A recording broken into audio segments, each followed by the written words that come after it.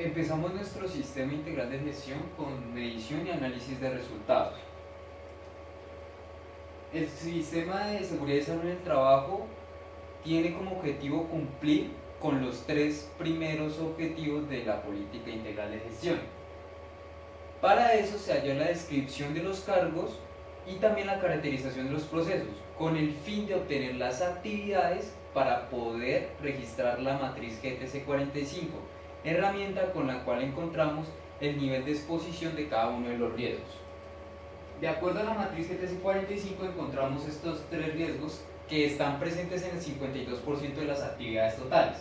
Primero, movimientos repetitivos, martillos, torsiones con llaves de tuerca o palancas.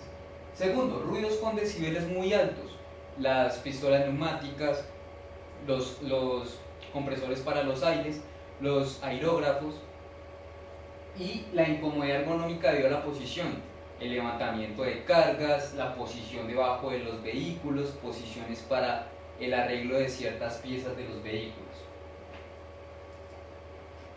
De acuerdo a esos riesgos, el sistema crea tres programas. El primero, programa de control auditivo, el cual tiene un registro de asistencia de capacitación en donde el empleado puede llegar a ser capacitado en elementos de protección personal, formas de protección auditiva y manejo eficiente de la herramienta.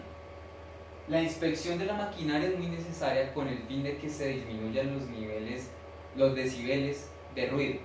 De igual manera, esta inspección de maquinaria ayuda al funcionamiento del equipo. Y por último, dotación. Se le entrega el elemento de protección personal a la persona, en este caso protectores auditivos, tanto de copa como de inserción, con el fin de minimizar el riesgo. Segundo programa de uso y cuidado de manos. El programa de uso y cuidado de manos también tiene un registro de asistencia a capacitación en donde se le explica a la persona o al empleado la importancia de sus manos, la inspección de la herramienta que está utilizando la persona para ver si la causal de la lesión es la herramienta, y por último, igual manera, dotación en donde se le ponga una protección a las manos, en este caso guantes.